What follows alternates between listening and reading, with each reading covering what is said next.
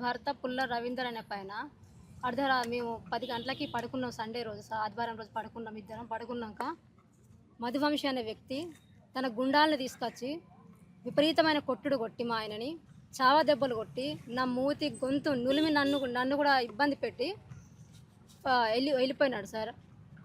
నాకు న్యాయం జరగాలంటే మధువంశి కృష్ణను ఖచ్చితంగా అరెస్ట్ చూపించాలి. ఎవరెవరినో నలుగురిని ముగ్గురిని చూపించుకుంటా వాళ్ళు దొరికిర్రు, వాళ్ళని మేము పట్టుకున్నామని చెప్తున్నారు పోలీసు అధికారులు. వాళ్ళ పనితీరు మాత్రం కరెక్ట్ లేదు. మాకు న్యాయం జరగాలంటే మధువంశి కృష్ణను అరెస్ట్ చేస్తేనే మేము ఇంటికి వెళ్ళిపోతాం. అది వరకు దాకా ఇక్కడే కూర్చుంటాం. మాకు ఇంట్లో కూడా మాకు రక్షణ లేదు. మాకు ఇంటికి వెళ్ళాలంటే కూడా భయం అవుతుంది. మేము ఉండేది ఇద్దరమే, నేను మా ఆయన అంతే. మాకు చుట్టుపక్కల కూడా ఎవరు దగ్గర ఉండరు, కానీ వాళ్ళంతా ఉండరు. కానీ మాకు న్యాయం జరగాలంటే మధువంశి కృష్ణ అంటూని అరెస్ట్ చేస్తేనే మేము ఇక్కడ నుంచి వెళ్ళిపోతాం. అది వరకు దాకా ఇక్కడనే కూర్చుంటాం. ఆ రోజు రాత్రి ఏం జరిగిందమ్మా? అది రాత్రి పడుకున్నాం సార్. మేము ఇద్దరం ఒక 10 అయితానికి వచ్చి పడుకున్నాక డోర్ నాక్ చేసారు. డోర్ కొట్టినాక ఎవరో వచ్చిరని నేను చెప్పినాక మా సార్ కిటికీ నుంచి చూస్తే ఒక ఆయన అటువైపు తిరుగున్నాడు. మా దిక్కైనా ఫేస్ లేదు. అటువైపు తిరుగున్న వెంటనే జస్ట్ ఇట్లా డోర్ ఓపెన్ చేసిన మిగతా డోర్ వాళ్ళే నెట్టేసారు. మిగతా డోర్ జస్ట్ ఇట్లా గొల్లెం చేసిన వెంటనే మిగతా డోర్ వాళ్ళే నెట్టేసి వెంటనే విపరీతమైన దాడి, కొట్టుడు గుద్దుడు, ఏడిపడితే మొత్తం మెడలని ఇరిసేసుడు. కట్టలు ఏం లేవు, చేతులతోటే వాళ్ళు చేసిన దాడి. ఓన్లీ చేతులే. వాళ్ళు మస్తు హైట్ దొడ్డు ఏనుగులు లెక్క ఉన్నారు వాళ్ళు. మా ఆయనను కొట్టి పడేసినాక నా మూతి కూడా మొత్తం మూసేసారు. 2 రోజుల దాకా నా చెంపలకు మరకలు పోలే అసలు పట్టుకుంటే. నా మూతి మూసేసారు, నన్ను ఆగబట్టిరు.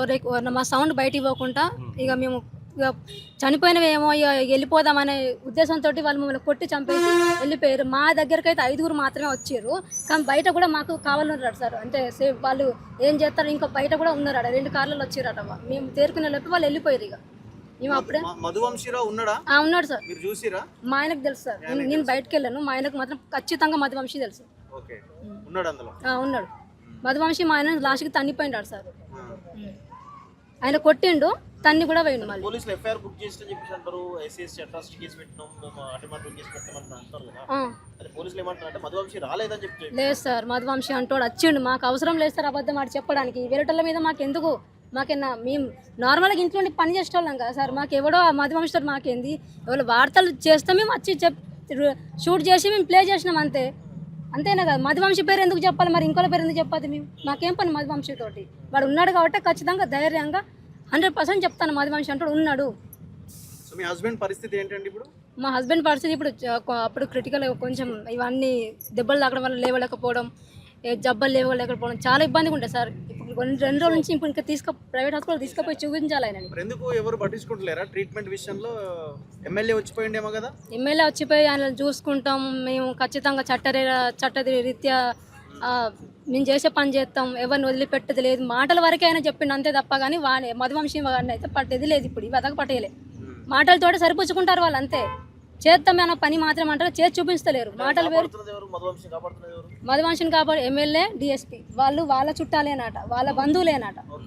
దానివల్ల మధువంశి అంటాడు ఇంటి దగ్గర తిరుగుతారని మాకు తెలిసింది అనుకుంటారా, చెప్తారు కదా ఇంటి దగ్గర తిరుగుతారని, ఇంట్లోనే ఉన్నారని కొందరు అయితే మాకు ఇన్ఫర్మేషన్ అనేది తెలుస్తుంది. కానీ మెయిన్ అయితే మధువంశిని అంటూ పట్టాలి, మాకు చూపించాలి. ఎవరో 4గురిని 2ని. ఇప్పుడు ఏమంటారు పోలీసు వాళ్ళు, అది మేము ఫోన్ రికార్డ్ ద్వారా ఫోన్ లొకేషన్ ద్వారా పడతామంటే ఆధార్ కార్డు రేషన్ కార్డు పట్టుకొచ్చుకుని మమ్మల్ని కొట్టాడు కదా వాడు ప్రూఫ్స్ కోసం. ఆ ఫోన్ మీరు లొకేషన్ ద్వారా పడతా ముందు ప్లాన్ ప్రకారమే ఫోన్ ఎక్కడైనా పెట్టి రావచ్చు కదా. అతడు ప్లాన్ ప్రకారం ఎక్కడైనా పెట్టేసి మమ్మల్ని కొట్టడానికి రావచ్చు. ఆధార్ కార్డు రేషన్ కార్డు కట్టి పట్టుకొని వచ్చి మేము ఫలాని మధువంశిని కొడతానని కొట్టారు కదా. ఆ ఫోన్ లొకేషన్ ప్రకారం మేము కొడతామంటే మేము తనలబడి ఉన్నాం. అంతో దెబ్బలు పడ్డాం కాబట్టి మాకు ఖచ్చితంగా తెలుసు మధువంశి అంటాడు మమ్మల్ని దాడి చేసిండు వ్యక్తి మనుషులతో. మాకు ప్రాణ భయం ఉంది, చచ్చిపోతుంది సార్ మేము లోపలల్లా. మాకు ఎవరు దిక్కు? చచ్చిపోకుండా మాకు నన్ను ఇంకేమైనా చేసుకోవాల్సిన పరిస్థితి ఉంది. అప్పుడు ఎవరి మీద ఇంకొక వ్యక్తులు వచ్చి మధ్యవర్తులు ఎవరో వచ్చి మీరు పైసలు తీసుకోండి, మీరు కాంప్రమైజ్ కావండి ఒక వ్యక్తితోటి, మమ్మల్ని వేరే స్పెషల్ అధికారి పంపించి నేను అట్లా మాట్లాడినా అని ఒక వ్యక్తి మాకు రాయబారం పంపుతాడు. కాంప్రమైజ్ కానీ మీరు పైసలు తీసుకొని మీకు ప్రభుత్వ ఉద్యోగం ఇప్పిస్తాం మీ హస్బెండ్ మీ వైఫ్కి, మీరు డబ్బులు తీసుకొని పక్కకు జరిగిపోండి అంటే మేము చచ్చినాక ఎవరికి సరిపోదు. అసలు ఆ వ్యక్తి అంటే ఎవరి మధ్యవర్తుడు మాట్లాడుతుంటే ఆయన వాళ్ళకి తెలిసే కదా ఆ వ్యక్తి ఎవరు పంపితే వచ్చిండు. మధువంశి నెంబరు పనిచేస్తుందా మరి?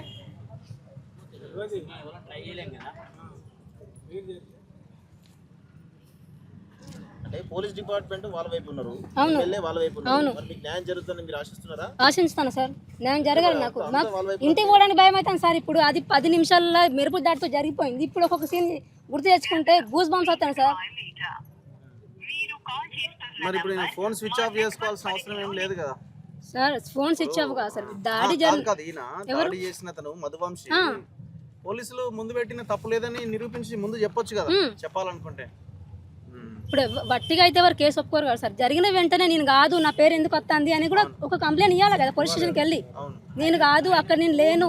ఆయన వెహికల్ పట్టుకుని ఉన్న వ్యక్తుల పేర్లు కూడా మేము దొరకబెట్టినామన్నా సార్. మధువంశి అనే వ్యక్తి కానప్పుడు ఇన్ని రోజులు వెయిట్ చేసిన అవసరం లేదు. ఇప్పుడు మీ ఇంట్లో చూసినాం మేము, మీ ఇంట్లో చూసినప్పుడు కూడా ఈ చేతికుండే ఆ బ్రాస్లెట్స్ అవన్నీ పడిపోయి ఉన్నాయి. అవును సార్, అవి కూడా వచ్చిన వాళ్ళవే. వచ్చిన వాళ్ళే. మరి పోలీసులు అవి తీసుకెళ్ళిపోలే అవన్నీ. జస్ట్ వీడియో తీసుకుంటే వేరు సార్, అంతే. చిరు తీసురు మీద స్లాబ్ మీద 2 రూములు ఇంతేనా అని చూసి వెళ్ళిపోయారు. ఇంకేం చేయలే వాళ్ళు. కనీసం టెంట్ కూడా ఏం ఇస్తలేరా పోలీసులు? టెంట్ ఇప్పుడు ఎన్నో చచ్చిపోతారు సార్. వీళ్ళంతా కార్యకర్తలు నా కోసం వచ్చారు, మా భర్త కోసం వచ్చారు. టెంట్గా అసలు ఎవరు దుకాణం కాడికి పోతే కూడా టెంట్ ఇనేస్తలేరట. మరి మీ ఎట్లా ఈ నుంచి నేను కూర్చుంటే కోసం మిగతా వాళ్ళు కూర్చుంటారు సార్ నా కోసం?